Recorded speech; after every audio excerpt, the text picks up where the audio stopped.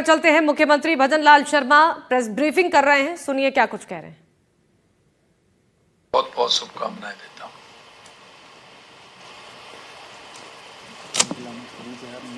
आज आपको एक ऐसे विषय के लिए आमंत्रित किया है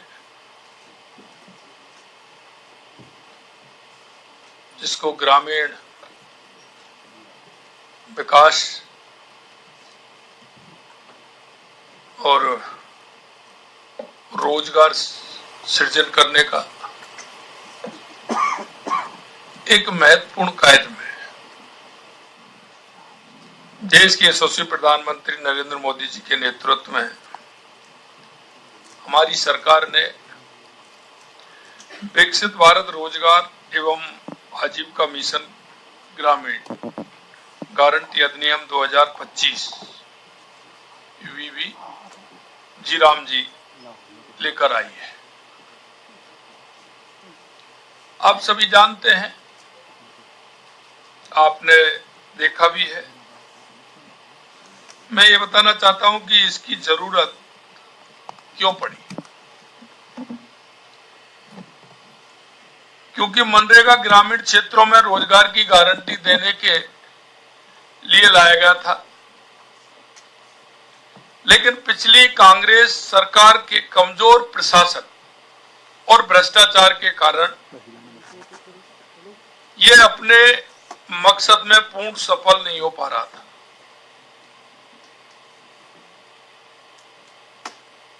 लगातार आपके माध्यम से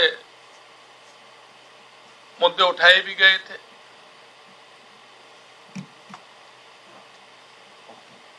क्योंकि कांग्रेस की मंशा ठीक नहीं थी, इसलिए मनरेगा के तहत अधिकांश कार्य गांव या क्षेत्रीय विकास योजना में एकीकरण के बिना अलग थलग करके किए गए।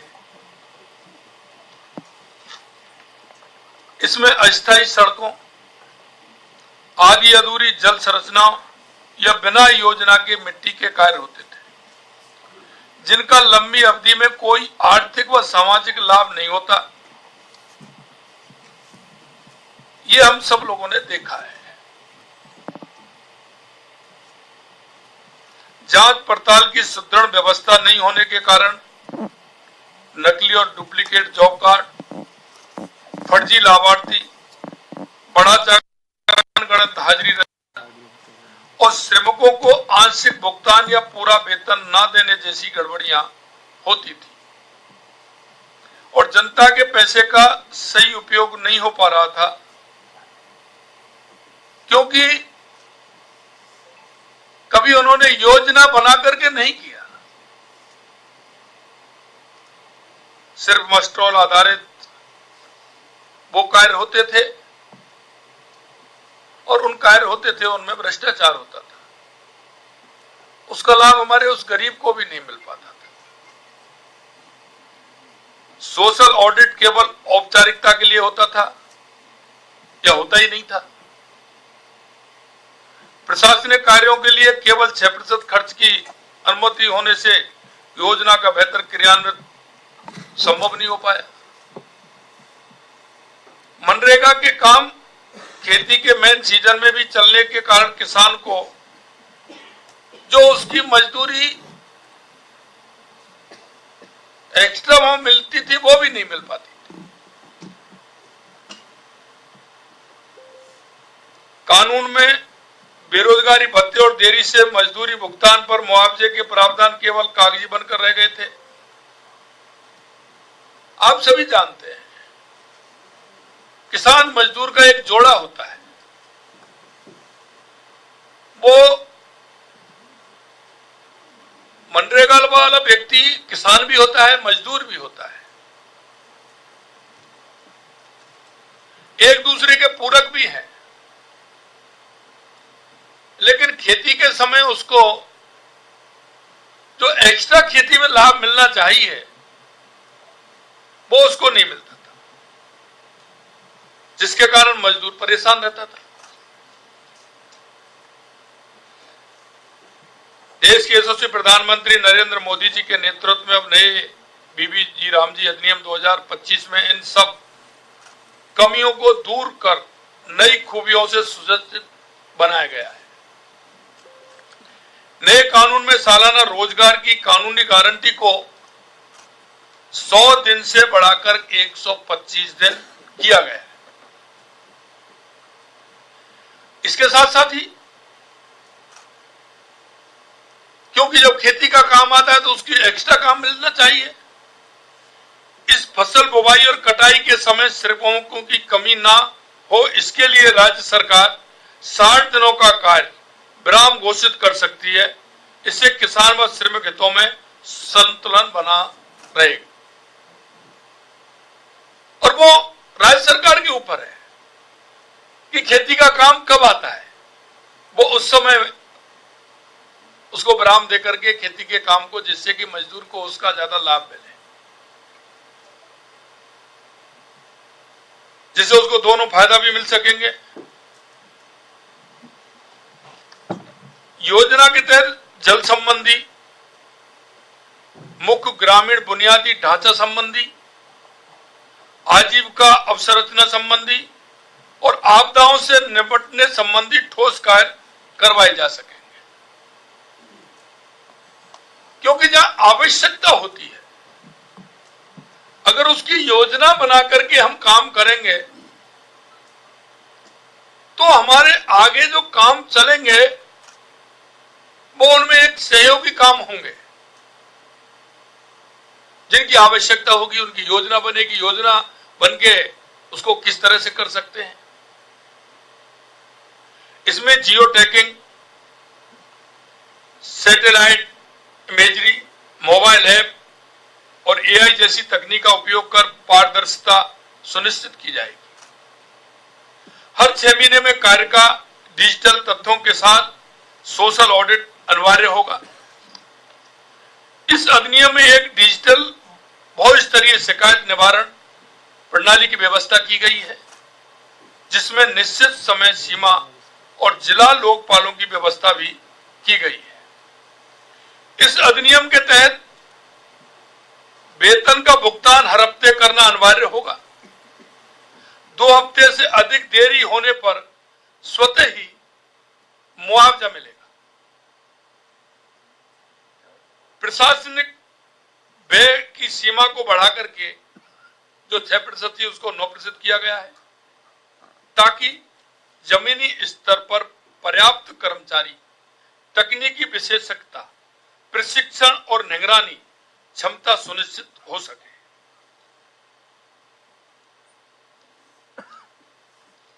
इस अधिनियम में एक टिकाऊ और जवाबदेह वित्तीय मॉडल का प्रावधान किया गया है। पहले श्रम बजट की कोई तय सीमा नहीं होती, अब उसकी जगह हर साल के लिए एक स्पष्ट और तय बजट निर्धारित किया गया है। हालांकि इसमें भी इसका मतलब यह नहीं है कि काम सीमित कर दिया गया है। लोगों की मांग के अनुसार काम देने की व्यवस्था पहले की तरह बनी रहेगी। कुल आवंटन में वृद्धि की गई है, जिससे राज्यों को हाल के मनरेगा औसत की तुलना में लगभग 17,000 करोड़ का अतिरिक्त लाभ मिलने की उम्मीद है।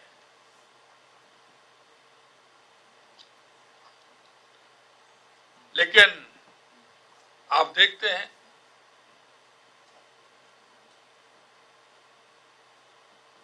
कांग्रेस के पास सिर्फ भ्रामक प्रचार है। और आपने पीछे देखा होगा कई इस तरह के विषय आए हैं, लेकिन उन विषयों का आज कहीं कोई मतलब नहीं है। लेकिन कांग्रेस हमेशा झूठ और भ्रामक प्रचार में आगे रहती है। काम उन्होंने किए नहीं, किए तो भ्रष्टाचार किए, लेकिन कांग्रेस अपने आचरण के अनुसार ही व्यवहार कर रही है। इसे लेकर तरह तरह के भ्रम फैला रही है। एक भ्रम यह फैलाया जा रहा है कि केंद्र पूरा पैसा नहीं दे रहा है, जबकि वास्तविकता यह है कि यह एक सहकारी संघवाद का मॉडल है। राज्य की 40% भागीदारी से जवाबदेही बढ़ेगी। स्वास्थ्य मिशन जैसी कई सफल योजनाएं इस मॉडल पर चल रही हैं। एक भ्रम यह फैलाया जा रहा है कि काम कम हो जाएगा, जबकि सच्चाई है कि काम अब सप्लाई आधारित और प्लान आधारित होगा। पहले इसका कोई प्लान नहीं होता था, उसकी आवश्यकता कैसे है? अब पहले से ही काम को एक मॉडल के रूप में काम को किस तरह से लिया जाए, काम किस तरह से हो सकता है, उसमें स्थायी काम भी होंगे, जिससे आने वाले समय में उन कामों का ठीक प्रकार से उपयोग हो पाएगा।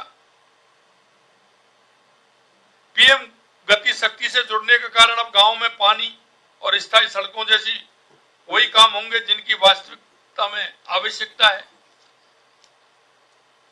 और मैं कहना चाहूंगा कि यह नया कानून सुनिश्चित और बेहतर आजीविका सुरक्षा देगा, टिकाऊ उच्च गुणवत्ता वाली ग्रामीण संपत्तियां सृजित करेगा। और मुझे यह भी लगता है, क्योंकि हमारा राजस्थान हर क्षेत्र में अलग अलग आवश्यकता है, क्योंकि आप सभी देखते हैं राजस्थान में अगर ये योजना के माध्यम से ठीक प्रकार योजना बन के हमारा ये काम होगा, तो अलग अलग क्षेत्रों की अलग अलग जो मांग है ये उनको पूरा करेगा, उनमें सहयोगी बनेगा, एक ठोस कार्य होंगे।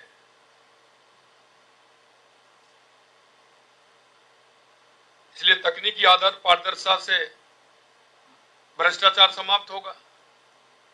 और जैसे मैंने कहा, टिकाऊ उच्च गुणवत्ता वाली ग्रामीण संपत्तियां सृजित करेगा, जवाबदेही के साथ सहकारी संघवाद को मजबूत करेगा। इस योजना को राष्ट्रीय बुनियादी ढांचा प्राथमिकताओं से जोड़ेगा, ग्रामीण रोजगार को विकसित भारत के रोड मैप के साथ जोड़ने का माध्यम बनेगा और कई कामों के द्वारा स्थायी जो रोजगार उपलब्ध करेगा उसका स्थायी काम भी होगा।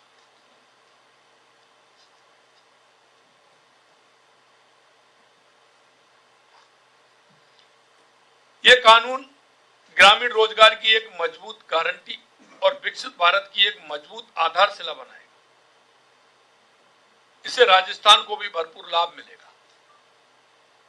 मेरा आप सब मीडिया साथियों से आग्रह है कि देश के यशस्वी प्रधानमंत्री नरेंद्र मोदी जी द्वारा जनहित में लाए गए इस वीवी जी राम जी अधिनियम 2025 की खूबियों को निश्चित रूप से आप जनता तक पहुंचाएंगे। हमने एक टेबल भी दिया है, वो आपको टेबल भी मिलेगी कि पहले इसमें क्या था और अब इसमें क्या होने जा रहा है। मैं आपसे इतना कहना चाहता हूं कि आवश्यकता आज विकसित भारत 2047 विकसित राजस्थान 2047 की आवश्यकता है कि हमारे अंतिम पायदान पर खड़े हुआ व्यक्ति जिसको आवश्यकता है उसकी आवश्यकता की पूर्ति भी हो और हमारा नीचे तक का जो ढांचा वो सुदृढ़ हो। और ये देश के यशस्वी प्रधानमंत्री नरेंद्र मोदी जी के नेतृत्व में निश्चित रूप से ये सुदृढ़ होगा और ये हमारा विकसित भारत रोजगार एवं आजीविका मिशन ग्रामीण गारंटी अधिनियम 2025 वीवी जी राम जी राजस्थान के विकास के लिए, देश के विकास के लिए ये बहुत ही मजबूत है। और जो हम कहते हैं ग्रामीण क्षेत्र का विकास, अंतिम पायदान पर खड़े व्यक्ति का विकास, वो इसमें समाहित है। आज आप सभी को इसके लिए बुलाया, आप सभी पधारे हैं, आप सभी को बहुत बहुत धन्यवाद, बहुत बहुत धन्यवाद। नमस्कार। माननीय मुख्यमंत्री जी का बहुत बहुत धन्यवाद। हमारे बीच में एक विशेष महत्वपूर्ण विषय रखा। आप सभी चाय पर आमंत्रित हैं। सवाल